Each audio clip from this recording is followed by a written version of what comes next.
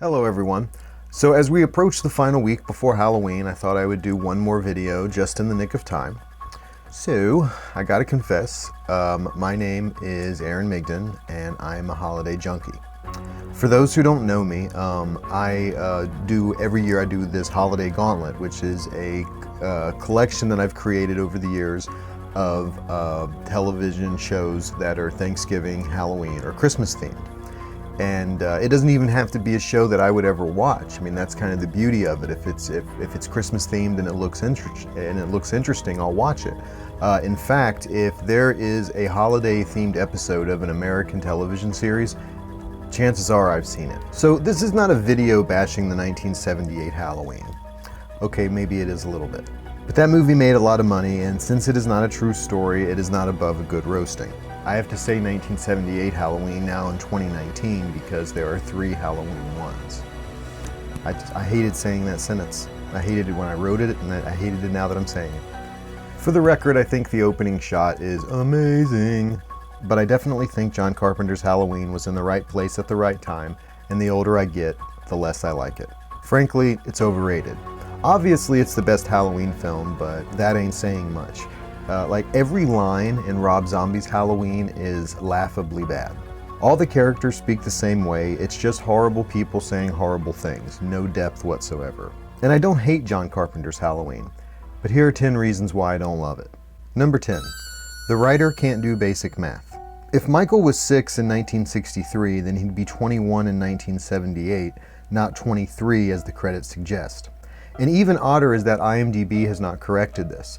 I get that that's what it says in the movie, but it doesn't add up, literally. Character audit. You know, I didn't come up with this on my own either. Like, many fans have pointed this out over the years. That's why it's only number 10 on my list. I'll sign him just to get things moving, you know. It's also Michael Myers, get it? Number 9. You can see the crew in a rather important scene. If you're ever in LA and type Halloween Hedge into Google Maps, it'll take you to the exact address where this scene was filmed. It's become that iconic. Once you realize that 2 stupid crew members stick their stupid heads over said hedge, it'll ruin it for you forever. It's the first time Jamie Lee Curtis's character knows beyond the shadow of a doubt that she's being stalked by the boogeyman. Number 8. The movie is stylized just to cover up its minuscule budget. Described by many as an exercise in style, the streets are barren because they could not afford extras, the music repeats several times because it was all they could use, and the final series of shots are all snippets taken from previous scenes. It's an exercise in style. Please, it's like when an old man walks around the block once and calls that exercise. Number 7. Dr. Loomis has a one-track mind. Methinks Loomis is man-crushing pretty hard on the homicidal MM, and it's borderline Annie Wilkes behavior. God, I love you. I watched him for 15 years, sitting in a room, staring at a wall, not seeing the wall, looking past the wall, looking at this night, inhumanly patient. Halfway through that movie, Sheriff Brackett has to be thinking, geez, does this guy talk about anything else? Number 6. It's not a thriller, it's a dressed-up slasher. When the movie first came out, Robert Ebert called it a merciless thriller. Ooh, yeah. I'm gonna have to go ahead and sort of disagree with you there. I'm with Lumberg on this one.